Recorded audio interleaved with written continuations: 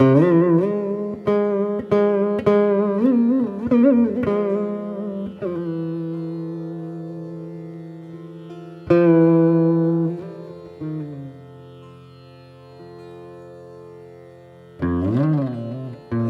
of my Gurudev, Srila Bhaktivedanta Swami Maharaja, Srila Prabhupada, he gave the world so many gifts. His teachings and his books, his opening so many temples, instructing so many devotees, giving so much of his time and hard labor and love.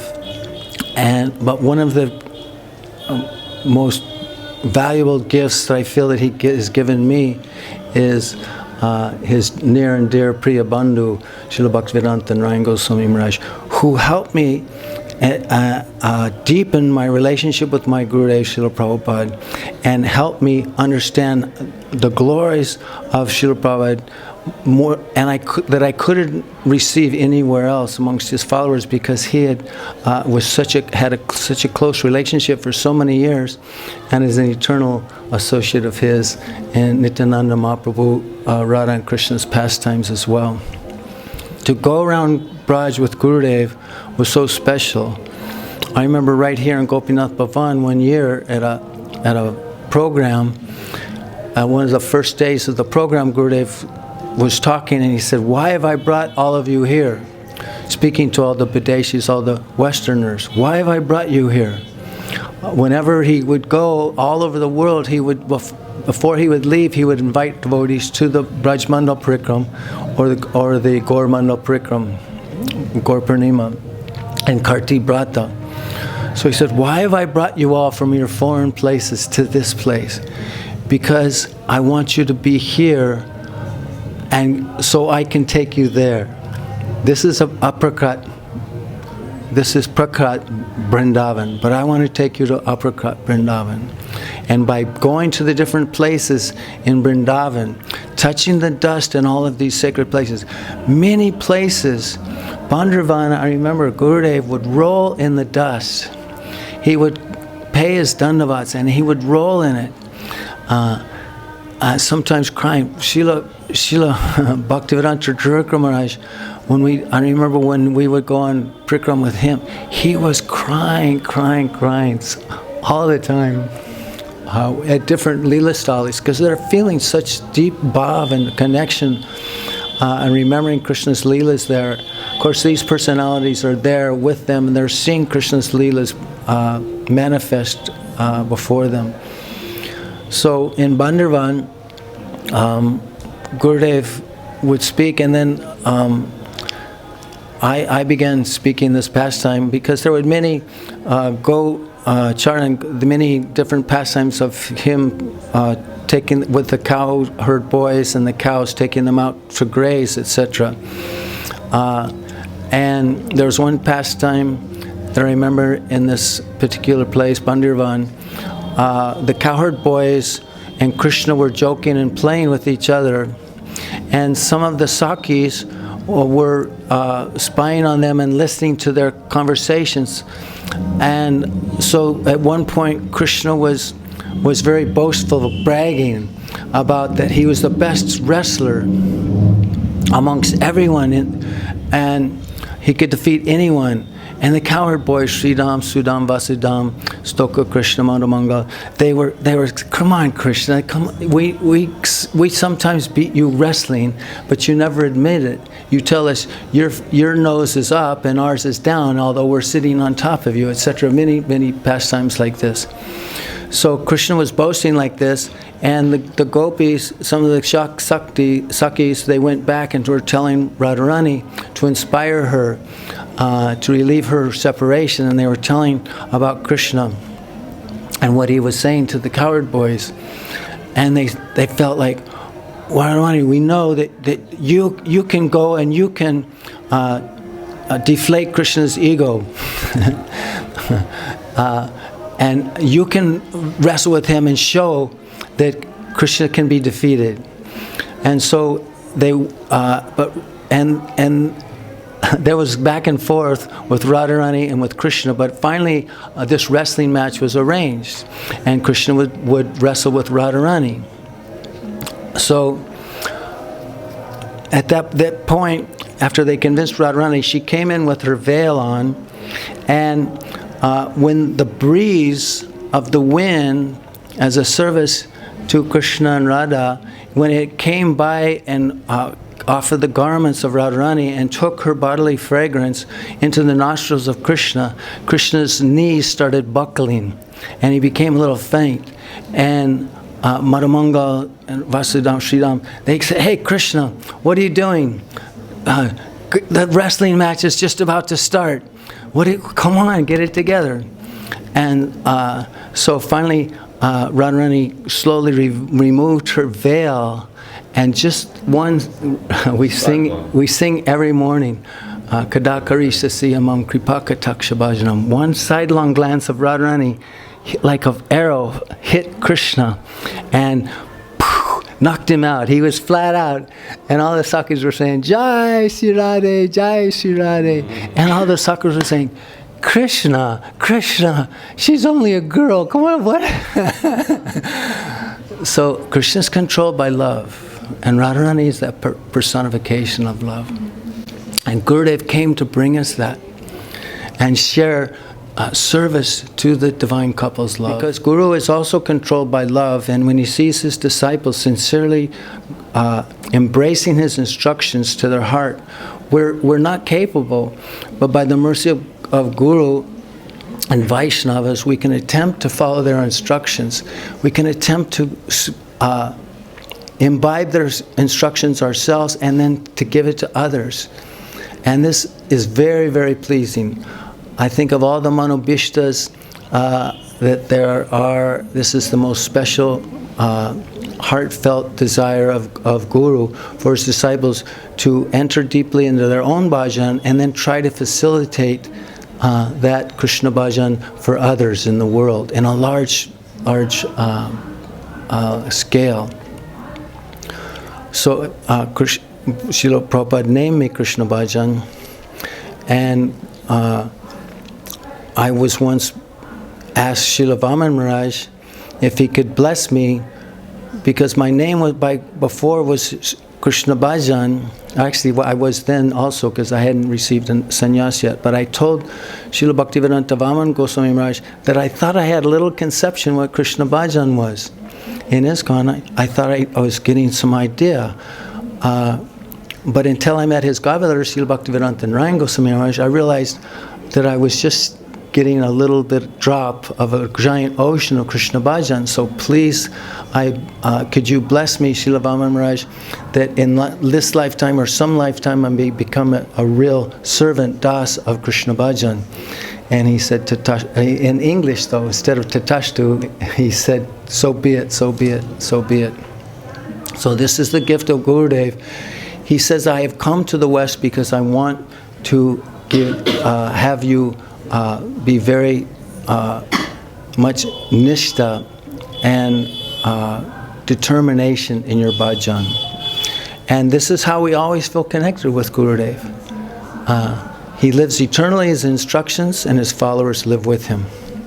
And Gurudev has said that he received more instructions from his Gurudev after his external departure from this world, because there's so much of a connection. Bharjana Prabhu was speaking how Srila Gurudev's connection with my Gurudev, Srila Bhaktivedanta Swami Prabhupada, was so solid that he felt all of the blessings of Swami Maharaj were the cause of his success all around the world. And Srila Prabhupada said this once also. He was glorified at one marathon when they had distributed millions and millions of books all over the world in different countries and different languages, and they gave him so much glorification and said, Prabhupada stopped them and said, "No, all of this is the mercy of my Gurudev. He is right beside me and everything is his mercy." So we have a chance to connect with these personalities. It begins with our desires and deep absorption in remembering them and praying to them. They've touched our hearts deeply, and we can remember that and their teachings, and then strive to not only follow those instructions, but to try to give it to others. And then we're always connected. We felt very close. I didn't make it the first year like Rajanath Prabhu. He was in 93. I didn't meet Srila Gurudev till 97. And I can tell you how Gurudev said I came to him. I can tell you how. But my first morning walk with Gurudev, and I was introduced to him as Swami Maharaja's disciples. He came right up to me and he looked in my eyes. Brajanath has heard this many, many times in Badger, California, which is in the mountains. And Srila Gurudev said, "Oh, how have you come here?" And when I was with Srila Prabhupada, I felt he knew me more than I knew myself. That he'd known me for many lifetimes, and he wanted to give me the highest thing and the most intense love that's available. And when Srila Maharaj walked up to me and started to speak to me, I felt the same feeling. And he asked me a simple question like, "How have you come here?" And I began thinking, because to get up to Badger, California, you have to go up winding roads, because it's in the foothills of the sequoias. And in the middle of my thinking about how to answer his questions, he stopped me and said, "No." And that blew my mind. I thought, oh my God, he knows what I'm thinking. Okay, I got to get it together and answer. He said, "How have you come to your Gurudev?" Meaning Srila Prabhupada. And I thought, okay, I was 19, 18, and I was in Hawaii. And he said, "No." He interrupted my thoughts again. And he said, "You have not come to him. He has come to you because he has so much mercy and compassion and love." And he took a chadar that I had on because it was cold, and he pulled it up like this because he wants to pull you back and put you at the lotus feet of Radha and Krishna, Nityananda Mahaprabhu. There. That's why he has come to you. And he turned around and walked away. And I was like, blown away. And I realized that's why Gurudev came to me. And I knew the Srila Prabhupada was smiling very much and saying, "Here, pick up from where you are and get serious and follow my dear associate." I hadn't been, Srila Prabhupada externally left this world in 1977. I met him in 74, 5, end of 74, and he left in 77. So I was 20 years before 1997. And Srila Gurudev commented many times that ISKCON devotees have so much nishtha because they didn't have hardly any sadhu sangha for so many years, but they had still so much nishtha in their Gurudev to continue his movement in a large scale. Some of them took association from my godbrother Gaur Govinda Maharaj and Srila Bhakti Raksha Srila Sridhar Maharaj, because Srila Prabhupada said to one of my godbrothers who asked him, "What can we do after you leave this world? Who can we go to for help and guidance and to give us strength?" And he said, "Oh, my godbrother Srila Bhakti Raksha Srila Sridhar Maharaj can help you, and Srila Bhaktivedanta Maharaj, they can help you." In fact, one of my godbrothers asked Srila Prabhupada, many devotees, before he had departed, many devotees are saying that we should take shiksha and accept Srila Bhakti Raksha Srila Sridhar Maharaj as our shiksha guru. Is this true, Srila Prabhupada? And Srila Prabhupada said, "He is my shiksha guru. What to speak of you?" So, in Chaitanya Charitamrita says that if your Gurudev leaves this world before you have perfected your bhajan, you should immediately search out and take shelter of a Shiksha Guru who is a personality in his same line and same mood of devotion. So the difference was when I heard from Srila Gurudev, Srila Bhaktivedanta Maharaj, I remember the first class in Badger, some of my godbrothers were saying, oh, you don't want to go to Gaudiya sannyasi, you know, this, that, and the other thing. But I said, he's been a sannyasi more than I've been alive, and he had personal association with Srila Prabhupada, so I'll go and hear. And if he says anything against what I know Srila Prabhupada said, then I'll go.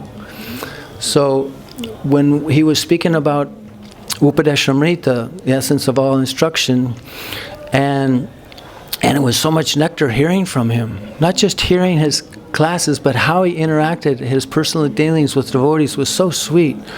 So during the class, I remember him speaking, and I thought, wow, this is so much nectar flowing from his lotus lips. And some of the higher verses, I started thinking, and I developed this doubt. I don't remember if Srila Prabhupada talked like this, because he was giving such deep esoteric commentations on these verses. And again, like Srila Prabhupada, I felt him reading my thoughts. Also, anyway, as I had this thought, Srila Gurudev turned to Shamarani, my god sister Jadharani, and said, read your Gurudev's purports to this verse. And then she read Srila Prabhupada's purports. And it's just what he had spoken. And I realized, wow, I've read that purport many times, but it didn't hit me. It didn't enter in my heart like this. And I realized that Gurudev wasn't any different, as devotees were trying to tell me, that he was the same, and he was giving what Srila Prabhupada wanted me to get. But I hadn't received it yet.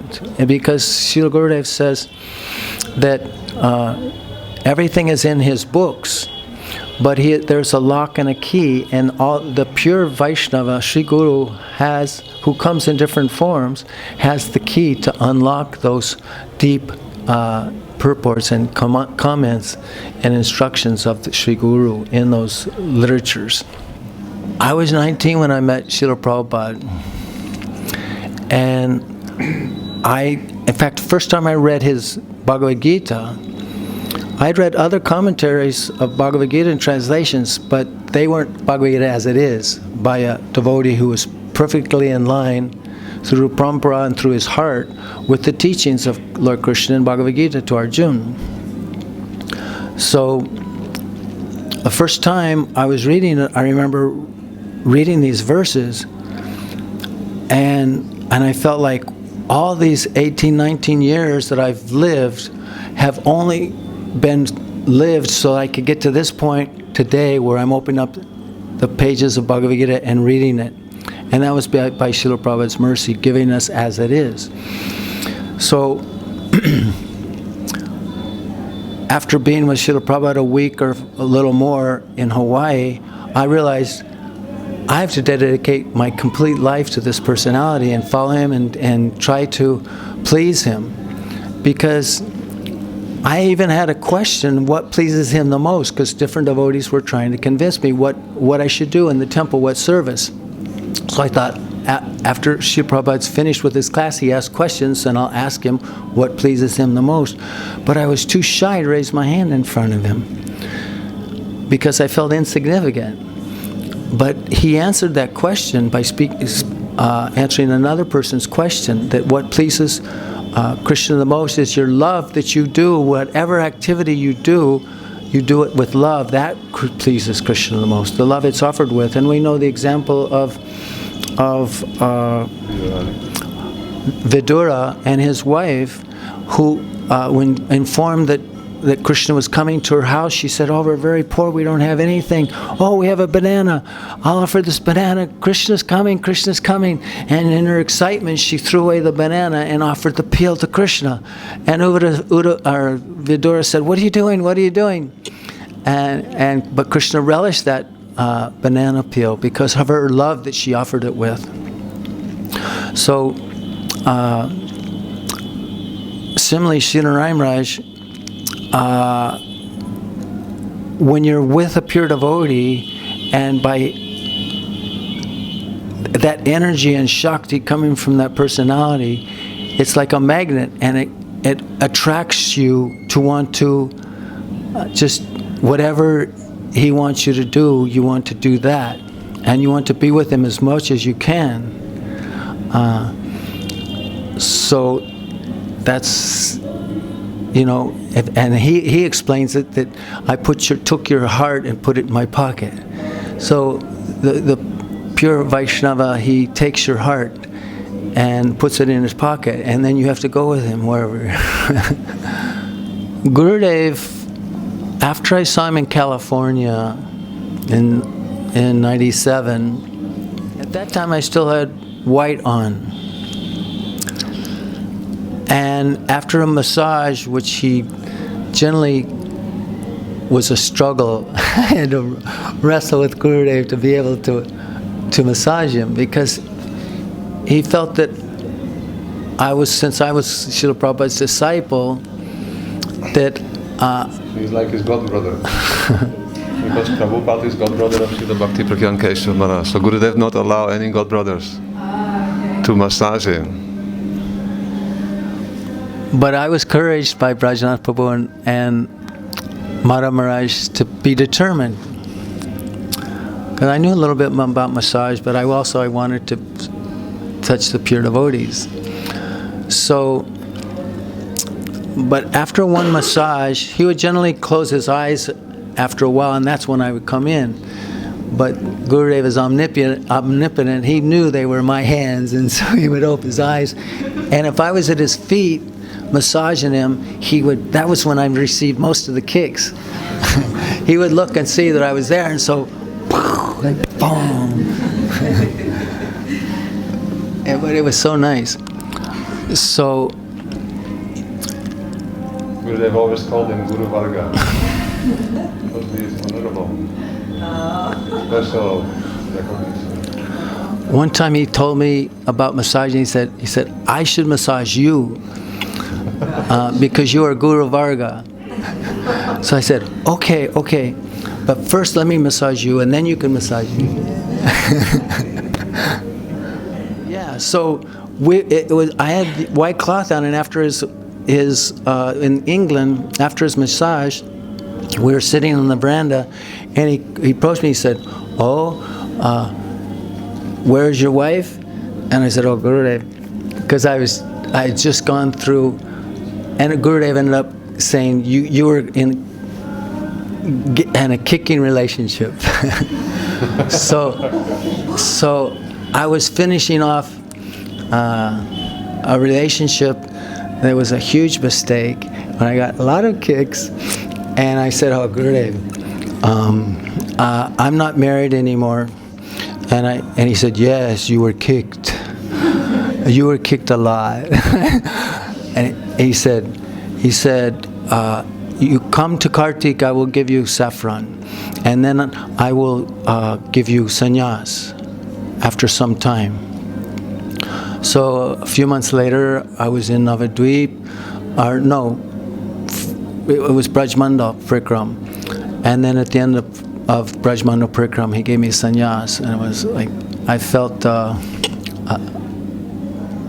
load off my shoulders and a warm embrace of Gurudev. So he was preparing me for many years. He put me in saffron in '98.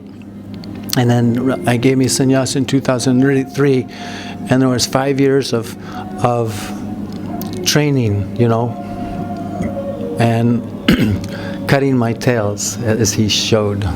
One time, when we were constructing Govardhan Temple, Gurudev, he had no desire.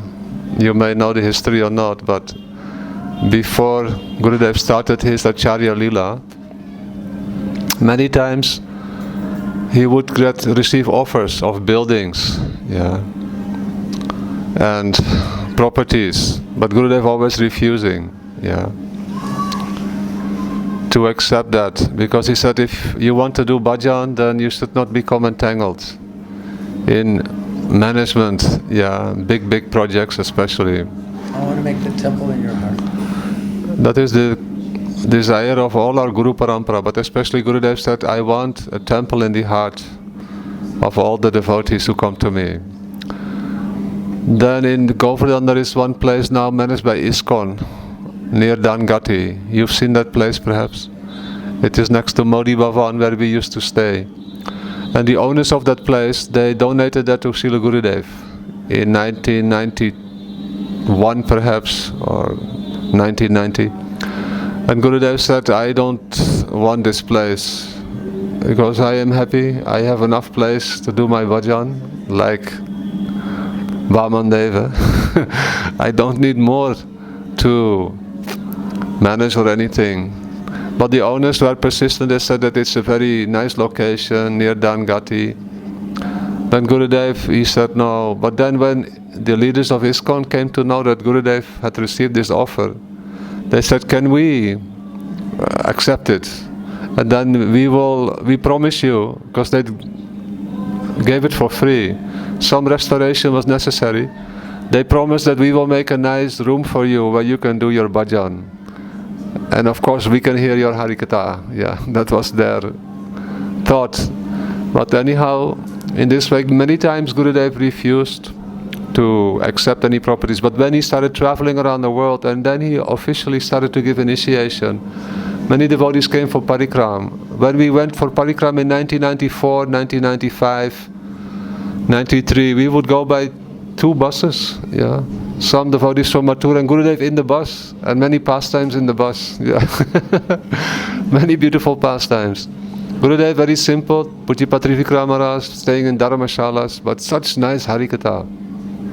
Then so many used to come, 300-400 devotees, Western devotees. Then Gurudev said, now better we have our own place in Govardhan. Yeah, not for me, he said, but for all of you.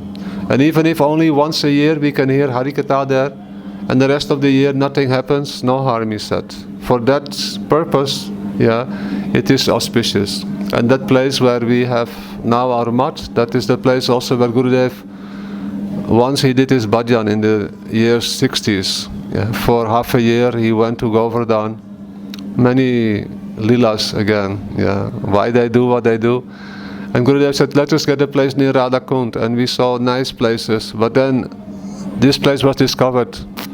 And they knew it. Premananda Prabhu, Madhav Maharaj, and Tirtha Maharaj, they knew that this is the place where Gurudev. So, although it was a little expensive, but they acquired that place. And then Gurudev said, now you have that place. When they offered it to him, he became very happy. He said, but when you offer something, then also you should see who, I am accepting it, but who's going to build the new temple? Because I have no money. Madhav Maharaj, Tirtha Maharaj said, don't worry. Anyhow, we will collect.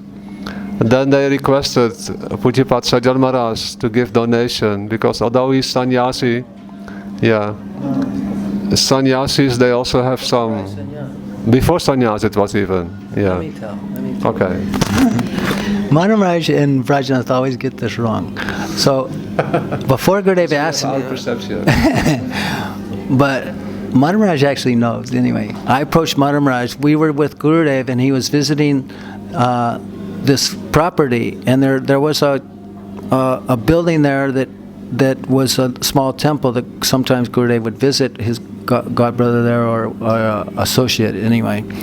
So we were surveying the property, and I was there, and I told Maharaja, because I was selling a house after this failed relationship. I was selling a house, and I knew I was going to get some money.